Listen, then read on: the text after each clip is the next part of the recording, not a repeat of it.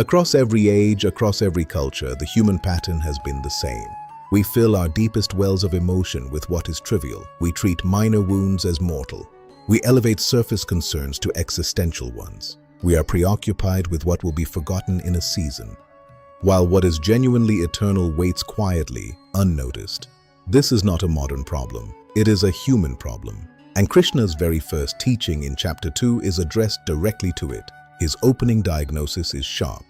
His opening diagnosis is as sharp as any blade on that battlefield. You are mourning for what is not worthy of grief. This is the grief audit. What deserves your deepest energy? What are you carrying that doesn't belong to the eternal? Verse 11. Krishna begins, while speaking learned words, you are mourning for what is not worthy of grief. Those who are wise lament neither for the living nor for the dead. Krishna is pointing toward a larger understanding. This is not Krishna dismissing Arjuna's pain. He is diagnosing what the pain is actually about and reorienting everything. Why does Krishna say the wise don't lament for the living or the dead? He is about to explain the nature of the soul. He explains that what we call death is not the end of the soul, that what we call the body is temporary. The soul is eternal.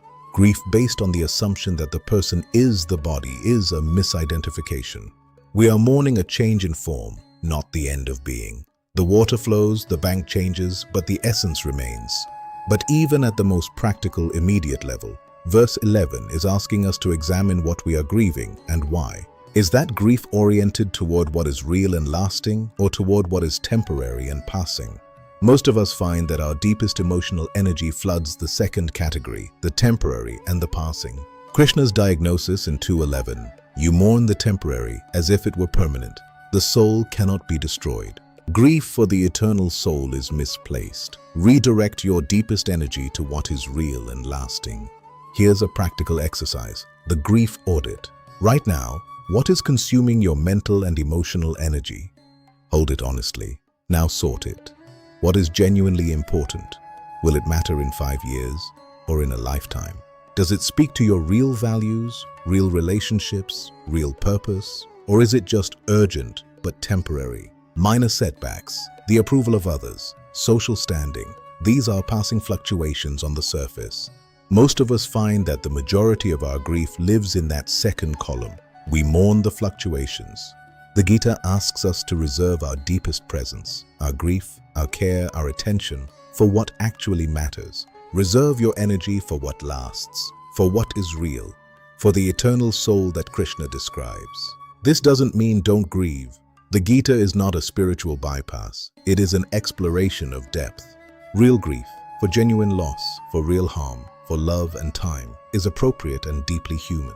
In its own way, that grief is sacred. What the Gita points toward is discernment. Discern clearly. The capacity to distinguish between grief oriented toward what is real and suffering that feeds on the temporary. The wise person feels the full spectrum of human experience, but they are not enslaved by fluctuations. They direct their deepest energy where it genuinely belongs. That discernment is a daily practice. This week's practice, the grief audit. List what is consuming your emotional energy right now.